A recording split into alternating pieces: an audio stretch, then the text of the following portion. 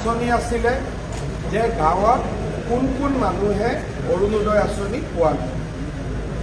Economic সাৰ্ভেৰ প্ৰপত্ৰ অনুসৰি আমি দেখা পালোঁ যে 21 লাখ পৰিয়ালে অৰুণোদয় আঁচনি ৰেচন কাৰ্ড থকাৰ পিছতো পোৱা নাই। তেওঁলোকৰ আবেদনসমূহ আজি আমাৰ নিৰ্বাচনৰ দায়িত্বত থকা বিভিন্ন অবজাৰভাৰসকলে আজি আমাৰ ইয়াত লৈ আহিছে। দ্বিতীয়তে নিযুত মইনা আঁচনিৰ সৈতে 3 লাখ যুৱতী জড়িত হ'ব, তাৰো আবেদন পত্ৰ আজি আমাৰ ইয়াত জমা দিয়া হৈছে। যিটো আমি গাঁৱৰ কিমান নামঘৰ মন্দিৰে চৰকাৰৰ পৰা আজিলৈকে সাহায্য পোৱা নাই, তাৰ এটা আমি ইকনমিক সাৰ্ভে কৰিছিলোঁ।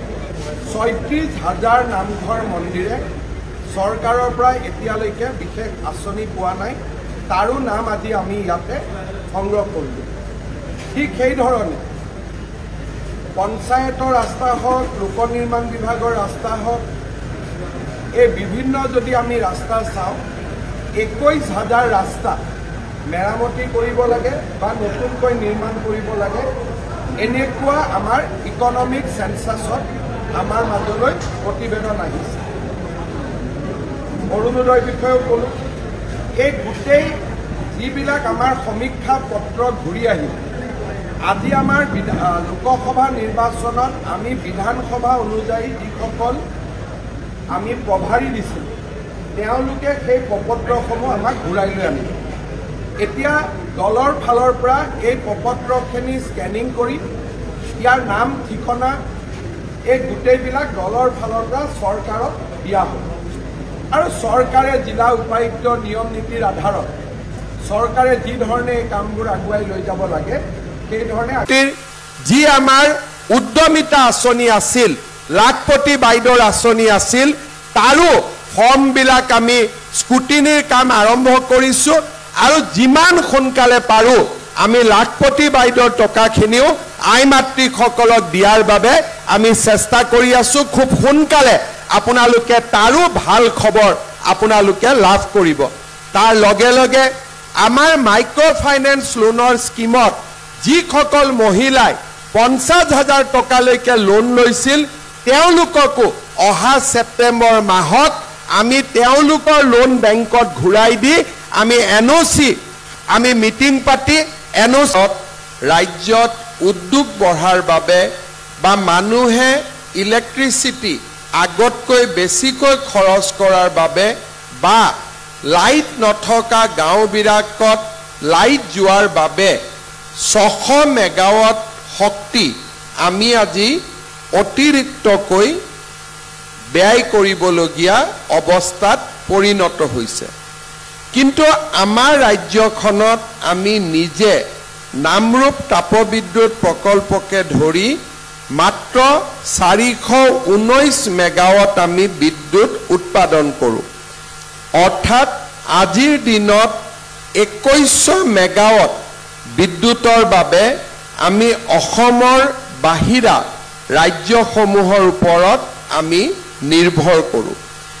আমাৰ যিহেতু তাপবিদ্যুৎ প্ৰকল্প বা কয়লাৰ ওপৰত আধাৰিত বিদ্যুৎ প্ৰকল্প কৰাৰ বাবে বা পানীক লৈ হাইডেল যাক আমি জলশক্তি বুলি কওঁ, জলশক্তি উৎপাদন কৰাৰ বাবে বহুত বেছি অৱকাশ নথকা বাবে আমি বৰ্তমান ৰাজ্যত সৌৰ শক্তি উৎপাদনৰ ওপৰত আটাইতকৈ বেছি গুৰুত্ব দিছোঁ। এই সৌৰ শক্তি উৎপাদনৰ বাবে আমি যিমানবিলাক প্ৰচেষ্টা চলাইছোঁ, এই গোটেইবিলাক প্ৰচেষ্টা যেতিয়া সফল হ'ব, আমি ৰাজ্যত 3,645 মেগাৱাট আমি বিদ্যুৎ বা সৌৰ শক্তি আমি উৎপাদন কৰিব পাৰিম। বৰ্তমান ৰাজ্যত 7টাকৈ সৌৰ শক্তি প্ৰকল্প স্থাপন কৰা হৈছে। শিৱসাগৰ জিলাৰ আমগুৰিত, ওদালগুৰি, কামৰূপ জিলাৰ বকো, কাছাৰ জিলাৰ শিলচৰ আৰু নগাঁও জিলাৰ চামুগুৰি। এই গোটেইকেইটা প্ৰকল্প মিলি আমি 175 মেগাৱাট সৌৰ শক্তি আজিৰ দিনত লাভ কৰোঁ। ইয়াৰ বিপৰীতে বৰ্তমান আমি শোণিতপুৰ জিলাৰ বৰচলা আৰু ধুবুৰীত আমি দুটাকৈ প্ৰকল্পৰ কাম আৰম্ভ কৰিছোঁ আৰু নামৰূপতো আজি 25 মেগাৱাটৰ এই প্ৰকল্পৰ কাম আমি শুভ উদ্বোধন আমি আৰম্ভণি কৰিছোঁ। কিছুদিনৰ ভিতৰতে কাৰ্বি আলঙতো আমি 1000 মেগাৱাট সৌৰশক্তি প্ৰকল্প নিৰ্মাণৰ কাম আৰম্ভ কৰিম।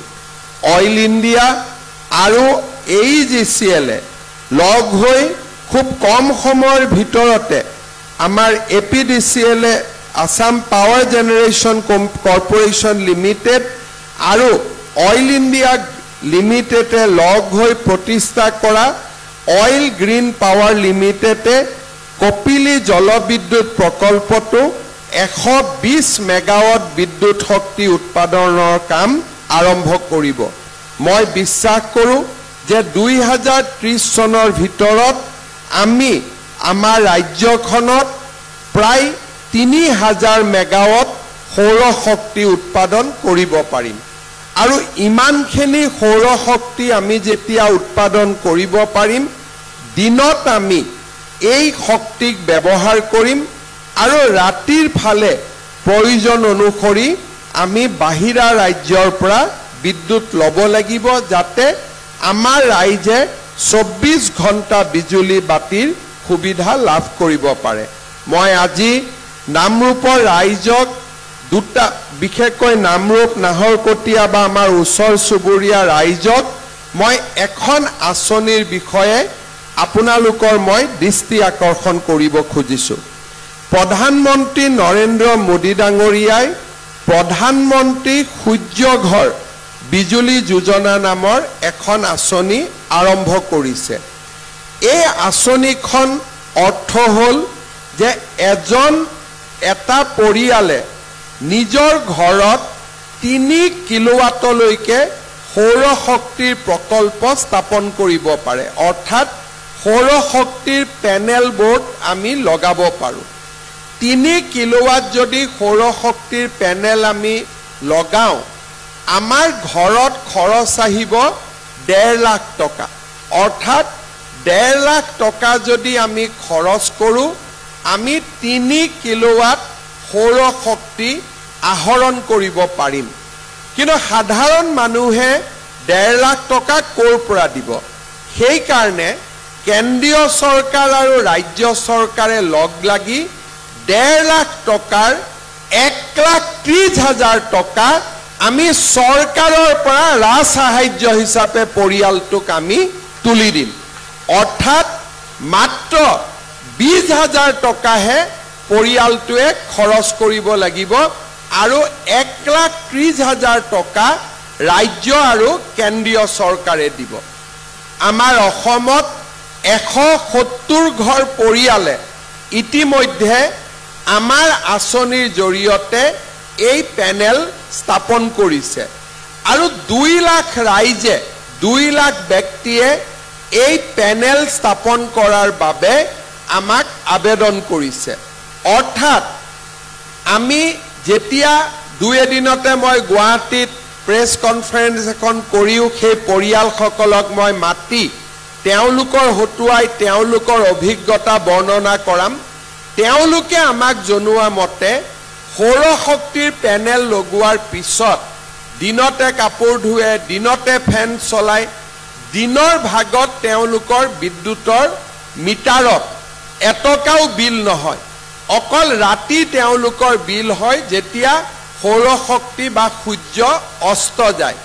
সৰ্বমুঠ তেওঁলোকে হিচাপ কৰি দেখিছে যে আগতে যদি 100 টকা ইলেক্ট্ৰিচিটি বোৰ্ডক দিছিলে এতিয়া তেওঁলোকে মাত্ৰ 15 টকা দিব লাগে, অৰ্থাৎ 85% ইলেক্ট্ৰিচিটিৰ খৰচ তেওঁলোকে পেনেল লগোৱাৰ পিছত দিবলগীয়া হোৱা নাই।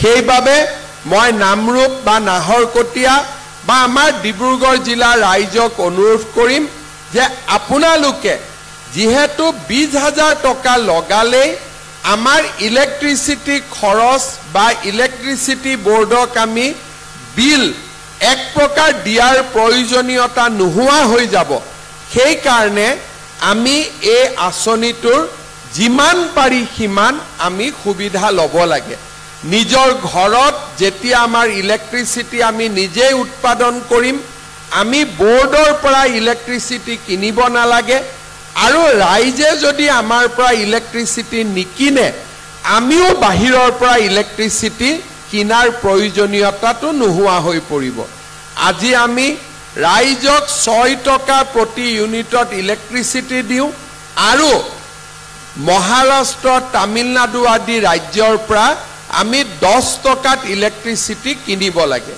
সূৰ্য যেহেতু সকলোকে সমানে পোহৰ দিয়ে সূৰ্যৰ পৰা যদি আমি সৌৰ শক্তি উৎপাদন কৰিব পাৰো আমিও বাহিৰৰ পৰা ইলেক্ট্ৰিচিটি কিনিব নালাগে আৰু ৰাইজেও ইলেক্ট্ৰিচিটি বোৰ্ডক টকা দিয়াৰ প্ৰয়োজনীয়তাটো নোহোৱা হৈ পৰিব সেইবাবে মই যিসকলে পাৰে উল্লেখ কৰা ধৰণে যে 3 কিলোৱাট যদি আমি সৌৰ শক্তিৰ পেনেল লগাওঁ 1.5 লাখ টকা আমাৰ খৰচ হ'ব 1,30,000 টকা আমাক চৰকাৰে দিব ঠিক তেনেদৰে 1 কিলোৱাট আৰু 2 কিলোৱাটো আমি স্থাপন কৰিব পাৰো আৰু সেই ধৰণে ৰাজ্য চৰকাৰ আৰু কেন্দ্ৰীয় চৰকাৰে সাবসিডি দি গৈ থাকিব যাতে আমাৰ অসমত প্ৰত্যেকটো পৰিয়ালে নিজে একোটা ইলেক্ট্ৰিচিটি উৎপাদন কৰিব পৰা ক্ষুদ্ৰ উদ্যোগলৈকে ৰূপান্তৰিত হ'ব পাৰে আৰু পেনেলখন লগাই থলে একো কৰিব নালাগে এবাৰ পেনেলখন লগালে ধুনিয়াকৈ লাগি থাকে মাত্ৰ মাজে মাজে বেটাৰীটো চেক কৰিব লাগে তাৰ বাদে বিশেষ ইয়াত কোনো জটিলতা নাই আৰু বিনা জটিলতা আমি কামবোৰ কৰিব পাৰো শ্ৰদ্ধাৰ ৰাইজ মই ভাবো যে আজি আমাৰ নামৰূপ তাপবিদ্যুৎ প্ৰকল্পত যি 25 মেগাৱাটৰ সোলাৰ পাৱাৰৰ আমি আধাৰশিলা কৰিলো ইয়াৰ ফলত আমি খুব সোনকালে লাহে লাহে সোলাৰ পাৱাৰ উৎপাদন কৰা ভাৰতৰ ভিতৰতে এখন আমি অগ্ৰণী ৰাজ্যলৈ আমি ৰূপান্তৰিত হ'ব পাৰিম আজি আমি সকলোৱে জানো যে আমাৰ নামৰূপত এসময়ত যি এখন উদ্যোগ নগৰী আছিল তাৰ কাম কাজ বা উদ্যোগ নগৰীখনৰ যি গতিশীলতা সেইটো বহু পৰিমাণে কমি গৈছিল আজি আমি যেতিয়াৰ পৰা অসম পেট্ৰোকেমিকেলছ লিমিটেডক এক্সপানশন কৰি ইয়াৰ শক্তি বৃদ্ধি কৰিব পাৰিলো তেতিয়াৰ পৰা আমাৰ নামৰূপত বহুখিনি মৰি যাব খোজা নগৰীখনে আকৌ এবাৰ জীৱন্ত হ'ব পাৰিলে তাপবিদ্যুৎ প্ৰকল্প স্থাপন হোৱাৰ পিছত আমাৰ নামৰূপৰ যেটো এই তাপবিদ্যুৎ প্ৰকল্প আছে তাকো আমি সুন্দৰ কৰি কাৰ্যক্ষম কৰিব পাৰিলো আৰু আজি 25 কিলোৱাট বিদ্যুৎ উৎপাদন হোৱাৰ লগে লগে এই তাপবিদ্যুৎ প্ৰকল্পৰ যেটো প্ৰয়োজনীয়তা ই আৰু বহু পৰিমাণে বাঢ়ি যাব আৰু সেইবাবে আজি মই নামৰূপৰ নগৰত বাস কৰা আৰু নাহৰকটীয়া সমষ্টিত বাস কৰা আটাই সকল লোককে মই অভিনন্দন জনাইছো শ্ৰদ্ধাৰ ৰাইজ আপোনালোকক মই আৰু এবাৰ ধন্যবাদ জনাম তৰংগ গগৈ ডাঙৰীয়াই উল্লেখ কৰিছে যে সদ্য সমাপ্ত লোকসভা নিৰ্বাচনত আমি ডিব্ৰুগড় লোকসভা সমষ্টিৰ পৰা প্ৰায় 3 লাখ ভোটত আমি সৰ্বানন্দ সোণোৱাল ডাঙৰীয়াক বিজয়ী কৰিব পাৰিছিলো তাৰ বাবে মই নাহৰকটীয়া সমষ্টিৰ ৰাইজক আকৌ এবাৰ ধন্যবাদ আৰু অভিনন্দন জ্ঞাপন কৰিছো শ্ৰদ্ধাৰ ৰাইজ ইলেকশ্যনৰ সময়ত মই নাহৰকটীয়াৰ মিটিঙত আহোঁতে কেবাটাও নতুন নতুন চৰকাৰৰ আঁচনিৰ কথা উল্লেখ কৰিছিলো আৰু আজি নিৰ্বাচন হৈ যোৱাৰ পিছতে আমি লগে লগে এই চৰকাৰে বা মই বিভিন্ন মিটিঙত ঘোষণা কৰা আঁচনিসমূহ ৰূপায়ণৰ কামত ইতিমধ্যে আমি জপিয়াই পৰিছো নিৰ্বাচনৰ সময়ত আমি ঘোষণা কৰিছিলোঁ যে আত্মনিৰ্ভৰ অসম, মুখ্যমন্ত্ৰীৰ আত্মনিৰ্ভৰ অসম এই আঁচনিৰ অধীনত আমাৰ যুৱ শক্তিক আমি 1 লাখ টকাৰ লোন আৰু 1 লাখ টকাৰ ৰাজ সাহায্য আমি প্ৰদান কৰিম।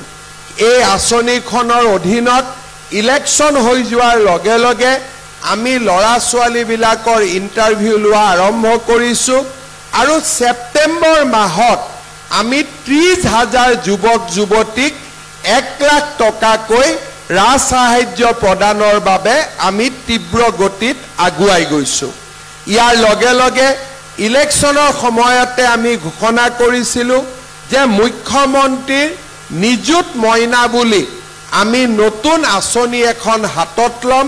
সেই আঁচনিখনৰ অধীনত আমাৰ যিমান ছোৱালী এইবাৰ কলেজত এডমিশ্যন ল'ব তেওঁলোকক আমি 10,000, 12,500 আৰু 25,000 টকা বছৰি আমি তেওঁলোকক বৃত্তি হিচাপে আগবঢ়াম। এতিয়া ইলেকশ্যনৰ পিছত কেবিনেটত আমি সিদ্ধান্ত ল'লোঁ যে একেলগে আমি ল'ৰা ছোৱালীক 10,000 বা 25,000 টকা নিদিওঁ, কাৰণ তেতিয়া কোনোবাই হয়তো মোবাইল কিনি দিব, কোনোবাই কিবা কৰিব। সেইকাৰণে এতিয়া আমি সিদ্ধান্ত ল'লোঁ যে আমি মাহে মাহে হায়াৰ ছেকেণ্ডাৰী পঢ়া ছোৱালী যোনে এইবাৰ এডমিশ্যন ল'ব প্ৰত্যেক মাহত আমি তেওঁলোকৰ বেংক একাউণ্টত 1,000 টকাকৈ আমি সোমাই দিম। আৰু যিবিলাক ছোৱালীয়ে গ্ৰেজুৱেশ্যনত পঢ়িব বা ডিগ্ৰীত নাম লগাব তেওঁলোকৰ বেংক একাউণ্টত আমি 12,500 টকা আমি সোমাই দিম। আৰু যিবিলাকে স্নাতকোত্তৰ বা পোষ্ট গ্ৰেজুৱেট পঢ়িব তেওঁলোকৰ বেংক একাউণ্টত অৰুণোদয়ৰ দৰে প্ৰত্যেক মাহৰ 12 তাৰিখে আমি 2,500 টকা কৰি তেওঁলোকৰ বেংক একাউণ্টত আমি সোমাই দিম। অৰ্থাৎ এতিয়া মাক দেউতাকে ছোৱালীৰ পঢ়াৰ বাবে আগত যি নিজৰ পকেটৰ পৰা খৰচ কৰিব লাগিছিল এতিয়া তেওঁলোকে খৰচ কৰিব নালাগে। এতিয়া গোটেই দায়িত্বখিনি চৰকাৰে খৰচ কৰিব। আমি ইলেকশ্যনত ঘোষণা কৰা অনুসৰি যিবিলাক মহিলা বা আই মাতৃয়ে এতিয়াও অৰুণোদয় আঁচনি পোৱা নাই তেওঁলোককো আমি কেনেকৈ অৰুণোদয় দিব পাৰোঁ তাৰ বিষয়েও আমি আলাপ আলোচনা আৰম্ভ কৰিছোঁ। আৰু এমাহৰ ভিতৰতে আমি অৰুণোদয়ৰ নতুন নিয়মৰ মাজেৰে সকলো মহিলাকে যাতে অৰুণোদয় দিব পাৰোঁ তাৰ বাবেও আমি ব্যৱস্থা লোৱাৰ দিশত আগবাঢ়িছোঁ। অৰ্থাৎ যেনে কথা তেনে কাম আমি সেই দিশত আগবাঢ়িছোঁ। ইতিমধ্যে আমাৰ মুখ্যমন্ত্ৰীৰ যি আমাৰ উদ্যমিতা আঁচনি আছিল, লাখপতি বাইদেউৰ আঁচনি আছিল, তাৰো ফৰ্মবিলাক আমি স্কুটিনিৰ কাম আৰম্ভ কৰিছোঁ। আৰু যিমান সোনকালে পাৰোঁ আমি লাখপতি বাইদেউৰ টকাখিনিও আই মাতৃসকলক দিয়াৰ বাবে আমি চেষ্টা কৰি আছোঁ। খুব সোনকালে আপোনালোকে তাৰো ভাল খবৰ আপোনালোকে লাভ কৰিব। তাৰ লগে লগে আমাৰ মাইক্ৰ' ফাইনেন্স লোনৰ স্কিমত যিসকল মহিলাই 50,000 টকালৈকে লোন লৈছিল তেওঁলোককো অহা ছেপ্টেম্বৰ মাহত আমি তেওঁলোকৰ লোন বেংকত ঘূৰাই দি আমি NOC আমি মিটিং পাতি NOC দিয়াৰ কাম আমি হাতত ল'ম। অৰ্থাৎ ইলেকশ্যনৰ সময়ত মই যিমানবিলাক কথা কৈছিলোঁ এই গোটেইবিলাক কথা আখৰে আখৰে পালন কৰাৰ বাবে আজি আমি আগবাঢ়িছোঁ আৰু গোটেইবিলাক কাম আমি কৰিম সেই দিশত আজি আমি আগবাঢ়িছোঁ। মোদী ডাঙৰীয়া নতুনকৈ আকৌ প্ৰধানমন্ত্ৰী হ'ল। মই যিমানখিনি মই কৰিম বুলি ভাবিছিলোঁ এতিয়া মোদী ডাঙৰীয়া যেতিয়া আৰু প্ৰধানমন্ত্ৰী হ'ল আমি অনাগত দিনত আমি অসমৰ ৰাইজৰ উন্নতিৰ বাবে আৰু বহুত নতুন আঁচনি আনিব পাৰিম তাকো মই বিশ্বাস কৰোঁ।